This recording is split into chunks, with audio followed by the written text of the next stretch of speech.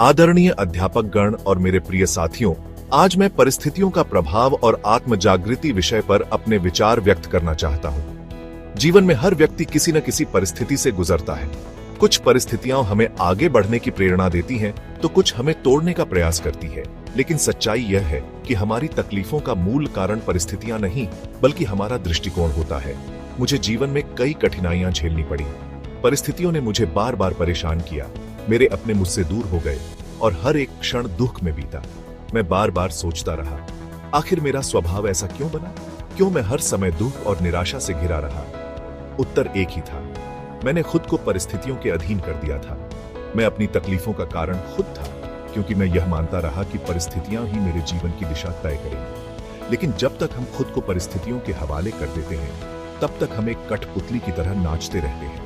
यदि ज्ञान का प्रकाश न हो तो जीवन अंधकारमय हो जाता है और हम खुद अपने जीवन के साथ अन्याय करने लगते हैं। साथियों, समस्या परिस्थितियां नहीं होती, बल्कि हमारा सोचने का तरीका होता है। अगर हम अपनी सोच को सकारात्मक बना लें, तो कठिन से कठिन परिस्थिति भी हमें हरा नहीं सकती। इतिहास गवाह है कि जिन्होंने परिस्थितियों से हार मान ली, वे जीवन में कभी आगे नहीं बढ़ सके।